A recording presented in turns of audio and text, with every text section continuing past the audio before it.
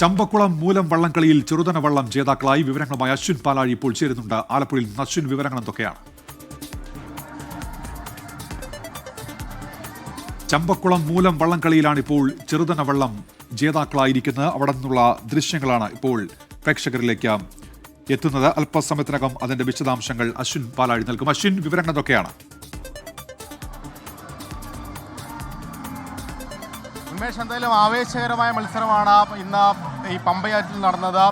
അഞ്ച് ചുണ്ടൽ വള്ളങ്ങളാണ് അതിൽ ഏറ്റവും പ്രധാനമായി മത്സരിച്ചത്. അതിൽ ഏറ്റവും അവസാന മത്സരഫലം വരുമ്പോൾ ചെറുതന ചുണ്ടൻ പള്ളാത്തുരുത്ത് ബോട്ട് ക്ലബ്ബ് നേതൃത്വം നൽകിയ ചെറുതന ചുണ്ടൻ ഈ ട്രോഫി കരസ്ഥമാക്കിയിരിക്കുകയാണ്. രാജപ്രമുഖൻ ട്രോഫിക്ക് ഇത്തവണ നേടിയിരിക്കുന്നത് ചെറുതന ചുണ്ടനാണ്. കഴിഞ്ഞ തവണ അത് ദിവാൻജി ബോട്ട് ക്ലബിനായിരുന്നു. അത് ഇത്തവണ ഏറ്റുവാങ്ങിയിരിക്കുകയാണ് ചെറുതന ചുണ്ടൻ. ഇത്തവണ അതിൻ്റെ ആവേശം ഏറ്റുകൊണ്ടുകൊണ്ട് ഇപ്പോൾ നമുക്കൊപ്പം അതിൻ്റെ ആളുകളുണ്ട്. ചേട്ടാ, എത്രത്തോളം ആവേശം?